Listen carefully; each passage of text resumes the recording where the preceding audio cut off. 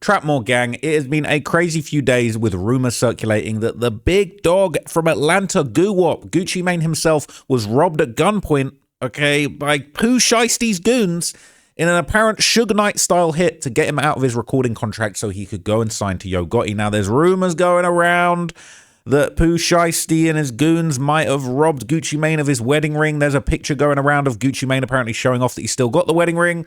But this picture that's been going around that was apparent proof of Gucci Mane not having been robbed and stained for his wedding ring is apparently old, okay? This picture's doing the rounds today. People saying Gucci showing off that he still got the wedding ring, but this was quite some time ago. This was 9 days ago, all right? But in this video, what I'm going to do is I'm just going to basically break down just all of the backstory as to why this is happening in a lot more detail, why Gucci Mane might have some issues with Yo Gotti, why Gucci Mane might have ended up having some issues with Pooh Shiesty, and it all is connected, people. So according to Memphis native Stan G, all right, similar to how Yo Gotti and Young Dolph had to kind of carve Memphis into two by signing different artists on different sides of this gang slash rap feud that was going on, apparently Gucci Mane actually did the same thing in a war with Yo Gotti. And basically Stan G is explaining in this No Jumper interview that he believes Gucci Mane is actually using war tactics in his beef with Yo Gotti. It's Stan G, Whack 100s. Stan G is from Memphis and knows Memphis street politics. He says Gucci Mane is using war tactics on Yo Gotti. Why you think Gucci dropped the whole label? You think he ain't sitting back waiting on Shiesty and Fujiano? So you don't think there were war tactics? What Gucci was doing, locking down Atlanta, signing everybody in Atlanta when he got into it with Jeezy, locking that city down, got into it with Gotti, signed the whole Memphis. Now they can't mess with him. Signed like 9 artists from Memphis. Everybody he dropped was a Memphis artist. It was about that girl, bro. Every time he get into it with something, he locked the city down. Then he went to Memphis and, look, I'm signing all these bulls from Gotti hood. Gotti ain't gonna never mess with them for it because you was already rocking with Gucci before. War tactics get real in the South too. This is So he's saying that Gucci Mane be doing them war tactics and it might have caught up with him. Now, as we discussed in the last video that I kind of broke down some of this stuff, basically, according to Gucci Mane, all right, his beef with Yo Gotti was a pretty petty back and forth over release dates for mixtapes way back. Gucci Mane's label's called 1017. He loves to release tapes on November the 17th. That's 1017 on the calendar if you are of not a high reading comprehension level. And apparently this was the original reason for all of this beef. They was at the radio station. I'm sure y'all seen the now infamous interview. Dolph at the radio station with the green sweater on. Gucci with the red sweater. I said God was cool until he turned into a buster. Right. So I wasn't saying that we wasn't even cool. I said we was cool until this point right here. They dropped this mixtape on 1017 and tried to like ride my wave. You know what I'm saying? Like he was an artist of mine and we get some kind of money together. So he said that Gucci basically said, look, Yo Gotti was trying to ride my wave, all right? He was trying to basically, you know, get on board with what I had going on with my release date and my artists and all my 1017 business. That's what he said. That's how he felt about it. But apparently, okay, the real reason for the feud, as Gotti would apparently later confirm, was that really it was all because he had smashed Gucci's current wife. Up, like, you know what I'm saying? Because, you know, when you consider somebody a partner, to me, that's the way I hit him up, like, what's up with you, home? He like, what you mean, what's up? He didn't even speak about what he tweeted. He was like, oh, man, you put G's and Tip on the Racks remix. Jeezy tried to kill me. Man, you and Holmes been in the same city 28 years and you just not realizing that. Then he went to jail and you started dating Keisha Dior. Nah, then they were like, to me, I still felt like he was cool because like, then he got on the radio and said something. That's when they were like, okay, home crossed that line. Like it's, you know what I mean? It'll never be like, we cool no more. Now I'm gonna go bang his girl. I had already done that. Oh, okay. So you banged your partner's girl? Damn, guy. You ain't my friend, man. I ain't know, like, you know, like you in love and all that. Yeah, I got you. You know, I'm thinking it ain't nothing like where they about to get married or nothing like that. Like, so look, he apparently messed around with Gucci's girl, right? His future wife, his future fiance, all of that stuff back in the day, and that probably got under his skin. Now look, these females, man, it's not worth crashing out. It's not worth getting into serious feuds over a woman's past, all right? Let's just be a little bit more secure as men. But clearly this gets under a lot of people's skin. Now, the feud would continue to develop, and one of Gucci's little chess moves that he made was basically Big Scarr officially joining his cousin Pooh Shiesty on the 1017 roster in 2020. So as we heard from Stan G, all right, Gucci Mane's out here signing the most illustrious artists in Memphis to kind of get a Yo Gotti and basically say, yo, look, I'm basically snatching up all the best artists from your city now. So you're going to have to contend with me and fight for the best artists with me. Now I got Pooh Shiesty and Big Scarr on the label in 2020. So, I'm Big Scarr. I'm from South Memphis. I'm from Memphis, Tennessee, South Memphis. Called Track, baby. From the gutter, really, the bar. You already know how it is. Why did Gucci sign you? You only made like a couple of songs. Man, it's crazy. I ain't gonna cap. I don't even know how this happened. It's weird as hell. I don't even think nobody else did that. I don't think nobody else did it. Like So you mean to tell me Gucci heard one song make a play and he just got in touch with you and signed you off that? Hey, get what? That's my first song I ever stepped up to a mic and did. I saw that make. Hey, it's funny, right? Because what he's saying is saying, hey, can you believe it that Gucci Mane just signed you off of one song out of nowhere? It's like, can you believe that Gucci Mane would jump the gun and sign artists out of Memphis to like piss off Yo Gotti and like take big, massive gambles on artists to make sure that his op from Memphis can't get their hands on him? Might be able to believe that, you know? The players like, I like the lyrics and I like your delivery. I was like, he hard. Yeah. That's before I ain't even know you and Pooh was cousins. That's on everything. And I had told him about you and he was like, that's my cousin. Yeah. That's how that shit went. So look, all right, Gucci Mane was getting his feelers and his claws right into the Memphis rap scene very deeply as early as possible, right? So this is all the way back in 2020 when that happened. And in a later interview on Big Facts, Big Scarr would talk about how much signing with a legend like Gucci Mane actually meant to him at the time. Like, he was on me, but like, what pressed the button, I ain't gonna lie, it was Shiesty. He was Shiesty. Cause it was you hear me right here? My cousin, I ain't gonna lie. Yeah. But he was already on my shit bad though. He was already, like, my first time on the phone, while he knew my shit word for word down there. You don't do him, watch this shit on YouTube, you know everything. Like, you fuck me up, dude. You been knowing about me? Me? Damn. Me and my mom used to ride around. I'm 12, 13 years old. My mom used to get drunk. I got dragged home. I favorite song, 745. 745 with the Gucci. Yeah. That's how my mama bring it up. My daddy told her mama. Yeah, my mama like this.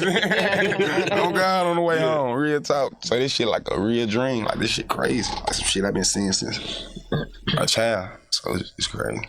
You think? So this was a dream come true for Big Scarr, right? And then as part of the 1017 label under the banner of Gucci Mane, Scarr, while he was still alive, was one of Gucci's most successful artists. So he basically released a track of a string of tracks under 1017 that racked up tens of millions of views, right? Check these out. So look, I don't want to get in trouble for playing any of these songs, all right, or showing people hitting blunts on the screen immediately.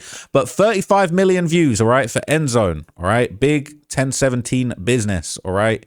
He really was getting to them views, all right? It says follow Gucci Mane, even Gucci Mane's info, subscribe for more content from Gucci Mane, all right? So he really was locked in, and this is being used to promote Big Scarr's music as well as Gucci Mane's mixtape, So Icy Summer, which had a lot of these 1017 artists from Memphis on it, all right?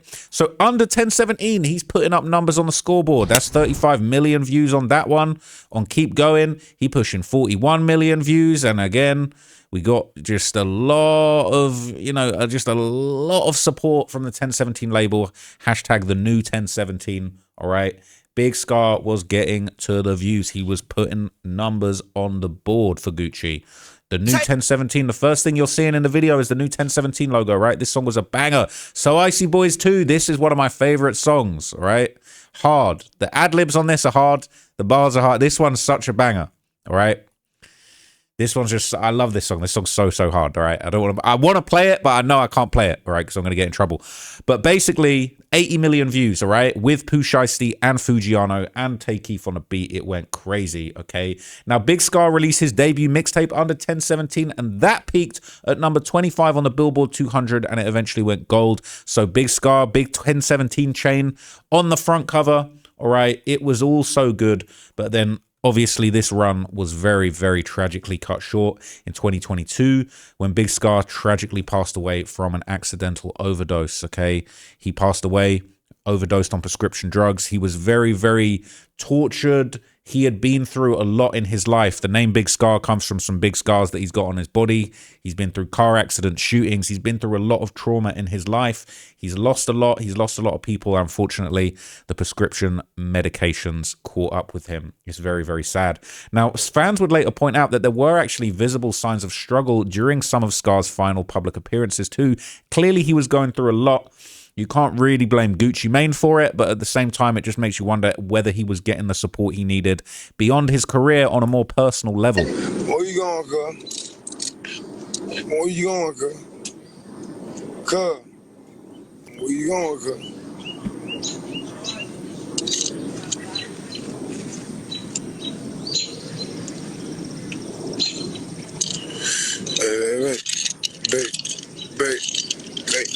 Wait.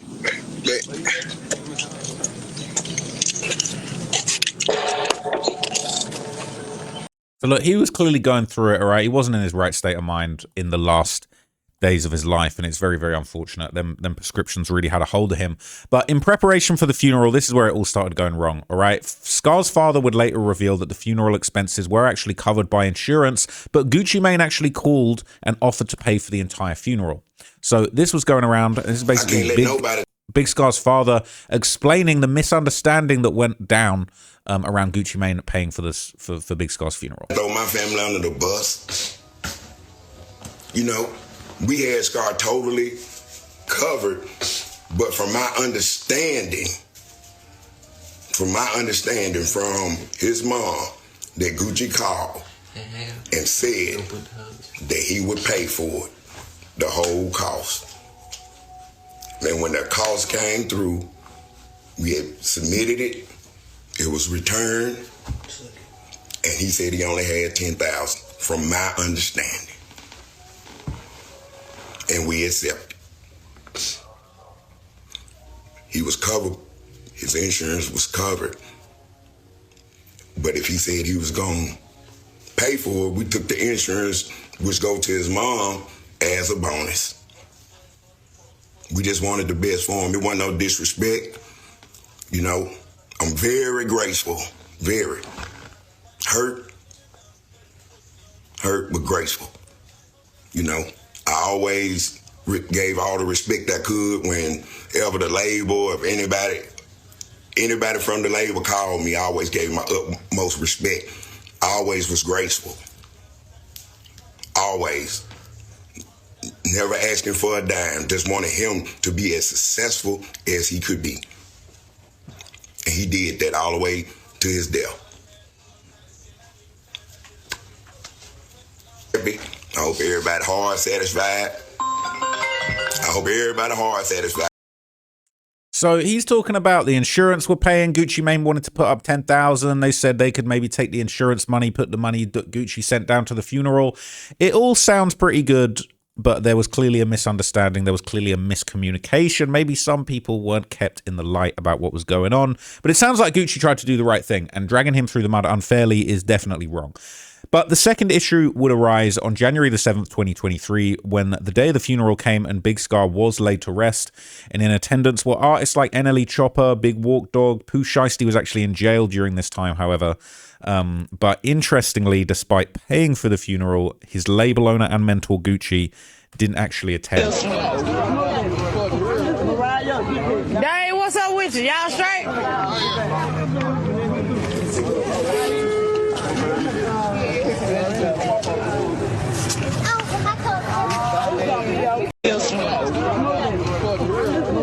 So, you know, there were a couple people, it says everybody's focused more on getting pics than they are on grieving, all right? Nothing says mentally sound like being at a funeral and getting selfies. This is disturbing that someone shows up to a somber event and is like, let's make this about me, smile. That is a bit weird. But anyway, okay, during the service, all right, footage would surface of Scar's brother actually filming a tribute video while he and his father were wearing 1017 chains.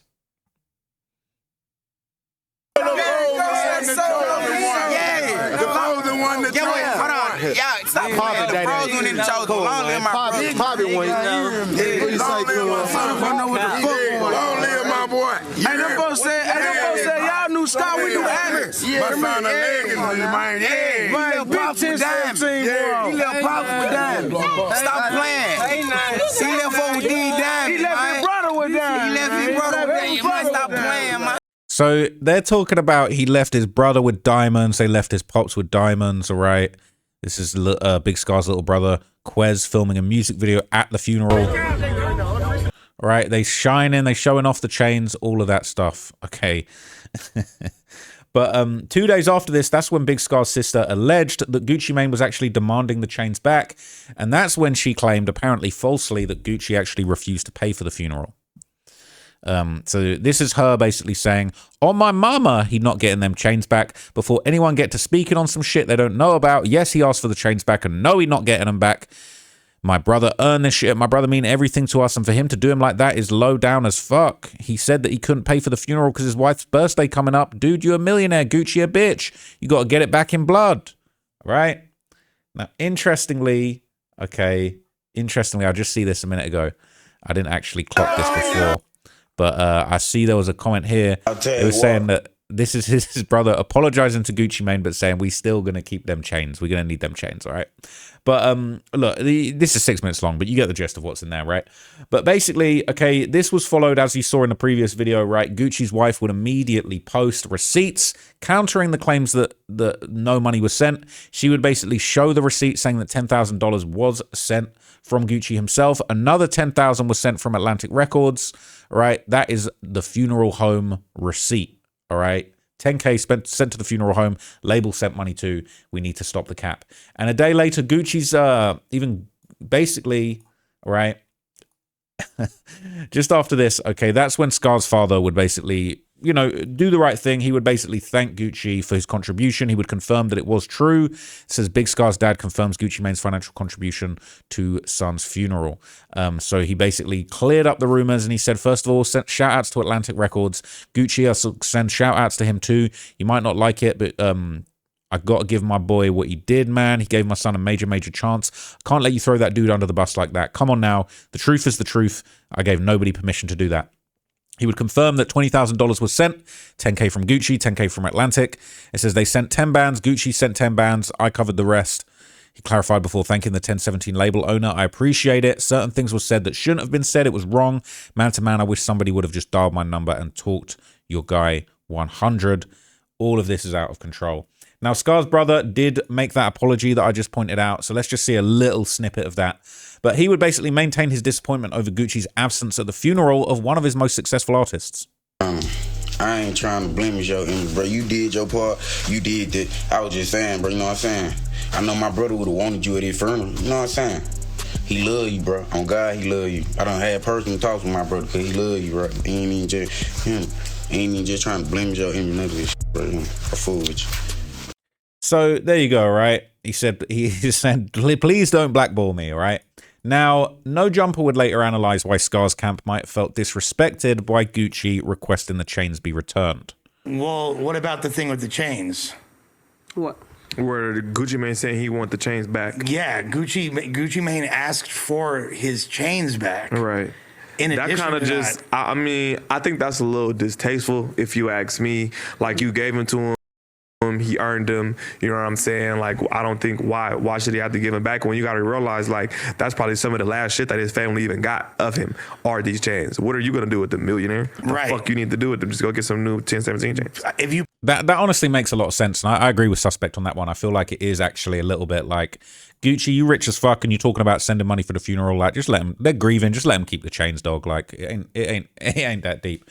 But in a sit down with No Jumper, Big 30 would basically give his thoughts on the situation. Basically, just discuss just how hard it was to deal with Big Scarr passing, and you know, just what a tragedy this was for kind of the whole. What was scene. your relationship like with Big Scarr? Because I seen y'all was doing like the Chopper Gang EPs and shit. He was in like the very first one y'all did. For sure. Big Scarr, that's my homie. That's my homeboy. We locked in. We tight. Big Scarr, like we go way back too. Like we been through a lot together. Me and Big Scarr, we did a lot together. That was my homie. I was with him like the night before. Like we got high together, kicked it together, cause we wasn't talking. Man, he gave me a hug. Like he hugged everybody in the house. You know what I'm saying? We got high. We chilled. We talked. He left. When I woke up the next day, shit, he dead. They telling me he dead. Like he overdosed. I'm like, damn, that's crazy. But like, I feel like that was God though. Them come visit me, get things right with me, like, and it wasn't nothing deep. It just was a pride thing. Yeah, could you say I wasn't talking? What was y'all wasn't talking about? Man, and for how long? Something so small, just a pride thing. I can't even remember how small it was. But we fixed that though, and I love dude. You know what I'm saying? I put on film, like I post him every chance I get. And y'all got to piece it up right before he passed, though, you said, right? For sure. And he wasn't from y'all from the same neighborhood, or he from South Memphis. All right, for sure. That's a sad one. Like, people didn't really get to see his true talent. You know, he was only famous for a year or two there before. And he was a real character. So the loss of Big Scarr really hurt a lot of people. You know, in that close knit group, Pooh Shiesty, Big 30. Obviously, Pooh Shiesty himself would later open up about the impact the loss of Scarr had on him too, and him having to deal with this tragic news while he was serving this, you know, very long bid in the federal penitentiary. Big Scarr passing away, like, I could agree with me being in there and having some alone time to think. I could really agree with it, but like to this day, I still ain't really got over that. You know what I'm saying? So it's my little cousin. Like I was there, you know, every step of the way into it. Unfortunately, I wasn't there no more. You know, so me coming home to that, like being in there when you hear a death and you know you get the bad news, it don't feel real, especially like without you being able to go to a funeral or see him like right there. So it just like it's like a whole different world in there. So it ain't feel real, but me getting out here not being able to see him or call him or him to tell me welcome home, you know, still messing with me for real. So I ain't really got over it yet. Some things about Big Scarr, like some of his characteristics, like. So that was someone really important to Pooh Shiesty. That was his cousin, someone he'd been there for the whole journey with. Now, in 2024, Big Scarr's brother would talk about how he felt he was being blackballed from releasing his collaborations with Big Scarr, and that he feels like Gucci Mane could have done more, but you kind of played yourself by going against Big Goo Wop when you know that he basically is the gatekeeper for Scarr's music. You and Scarr got unreleased music? Yeah, for sure. I knew that. Sure. That's what's up. Yeah, I don't think those folks want to let me drop it, so I don't even be trying to play with this, bro. Okay. I can do it all day. It's cool. As long as I got it, it's cool. With the Gucci situation, did he really not do what he said he was going to do? I'ma just say, like, I ain't trying to limit nobody. I just feel like he could have did more. That's what I'm gonna say. He could have what? He could have did more. I just don't want to keep bringing it up. You know how it is. Oh, yeah. It is what it is. I respect. It is what it is. Okay. But he loved, I just know, you know what I'm saying? I know my brother, he loved Wop. God, shit, Wop changed his life, but he said, you know what I'm saying? That is what it is, though. All right. So he's saying Scarr loved Gucci, man. Gucci changed his life, but unfortunately he couldn't do anything about the unfortunate situation. Some people, you know, they'd say, oh, you should have sent him to rehab. They should have done this and that. But, you know, not everyone's in control of that. And, you know, everyone's their own man. Now, this would be followed by a bombshell in 2024 when Gucci Mane actually announced a major shift for his 1017 label, pretty much dropping most of the roster to just solely focus on Shiesty and Fujiano. Hey, what's up, y'all? Listen, I wanted to make this announcement on 1017 yesterday, but I just seen like my statement, my P&L with all my artists. You know, it's almost like a whole bunch of shake-up and it's a whole shit show in the industry right now. But when I look at my P&L and me being a businessman, I think that I'm gonna have to release almost all my artists except for Pooh Shiesty and Fujiano. This is a decision I didn't want to make. I thought about it. You know what I'm saying? I could keep all of them under the contract. But I said, hey, fuck it. Let's just make the unselfish decision and, let them take their talents elsewhere. So today, you know what I'm saying, I already reached out to all of my artists, you know what I'm saying, to their lawyers and whatever, and let them know that they're free to take their talents elsewhere. And I'm still looking for new talent to pair up with, you know what I'm saying, Pooh and Fu, and that's where I'm going to put my focus. And I just wish them the best. And I just want to let everybody know that because, hey, that's where we at. So some people were very disappointed by this, all right? This is somebody in the comments saying, so you're telling me his whole record label's either dead or in jail, and you choose to keep the two people that's in jail instead of the one artist that's actually making noise and is out making money. And if you don't know who I'm talking about Big Walk Dog. In my opinion, he's the hardest one on the label, and you choose to let him go when he's the only artist on your label that's free and not dead, right? People saying you ain't push nobody. You were still making your own songs, all right?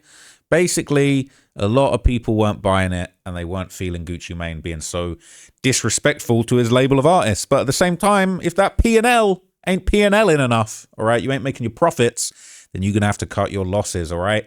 But unfortunately, okay, the situation with Pooh Shiesty, rumor has it, has now gone left. So on October the 7th, 2025, okay, following Pooh Shiesty's release from prison, Gucci would only welcome him back on Instagram. All right. Gucci Mane shows love to Pooh Shiesty after he was released from federal prison early. Welcome home, Pooh Shiesty. The main slime is back. All right. He got a story. I don't think we saw Gucci picking him up from jail. I mean, maybe he did. People saying only an IG post. Is that it? Like, is this it? Is this all you doing for him? Now, who knows if he did other things behind the scenes, or maybe that is all he did and that's why he's so upset. But frequent collaborators like Big 30, who's ironically signed to Yo Gotti's artist Moneybagg Yo, they were apparently there in person to greet Pooh Shiesty when he was released from prison. Now, how does that look? Gucci Mane giving you a post, meanwhile Yo Gotti's artist is popping up there to greet you in person, right?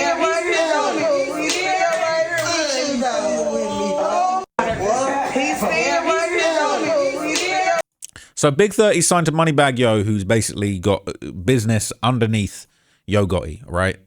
So 30's son hugging him, says everything, he misses his uncle. That is cute, all right? They were both worried about the other getting hit up. That shit's stressful.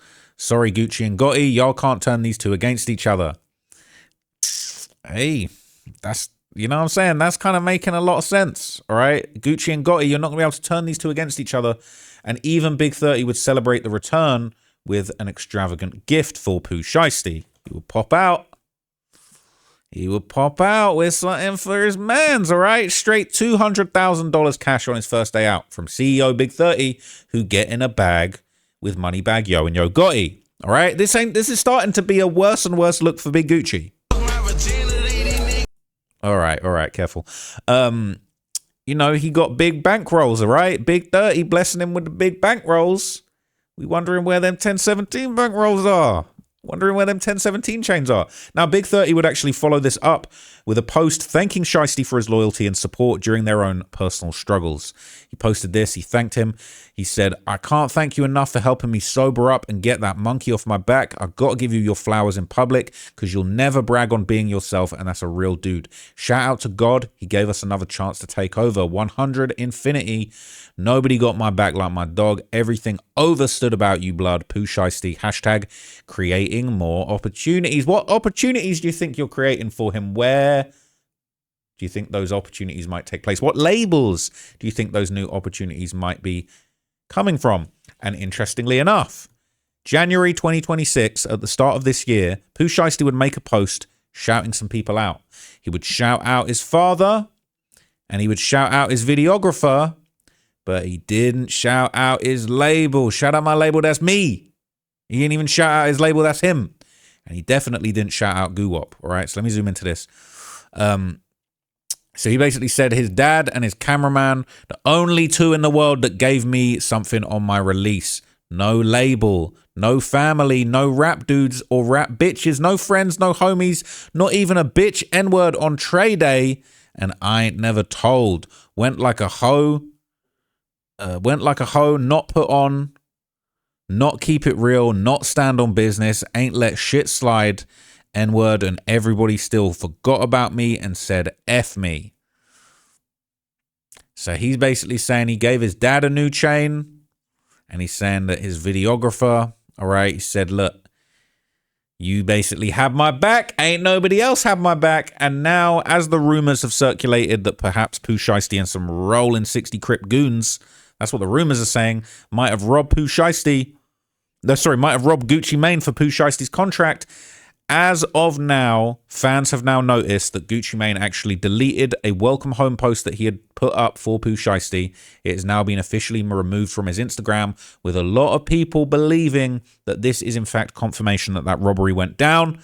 Gucci is no longer rocking with Pooh Shiesty, and it's possible Pooh Shiesty might not actually be on Gucci's label. And I wouldn't be surprised if it turns out that Pooh Shiesty has actually already been arrested for this, and the label is lying about him not being arrested, because we was hearing nothing but rumors of him being arrested. We're thinking, wonder why. Then we start hearing about this robbery. We're hearing about Gucci Mane getting his wedding ring took. Like, whoa. it's a little bit crazy. Okay, so that's a little bit more backstory as to why these guys are beefing, maybe where it went wrong. But let me know what you guys think, man. Do you feel like this whole story is a whole bunch of cap? We still haven't seen anything substantial. No comment from Gucci. People are taking a 10-day-old image of him with his wedding ring at a photo shoot, talking about, oh, it's proof that he's... That ain't proof of nothing, all right? But at the same time, this might all be cap. This might be promo. This might be marketing. Who knows? Maybe Gucci and Pooh actually put together a marketing strategy behind the scenes of their own. We don't know, okay? If I find out, I will be sure to let you guys know. Thank you for watching. Apologies for no uploads yesterday. I was actually working all day long on a very big new main channel video that I'm about to drop that's going to surprise you. And I just couldn't do it all. Can't do it all. Okay, so what I'm probably going to do going forward is I'm probably going to slow down the uploads on this channel to work on documentaries. And then when the documentaries are moving smoothly, I'm going to get busy on this channel again. So I'm getting busy tonight.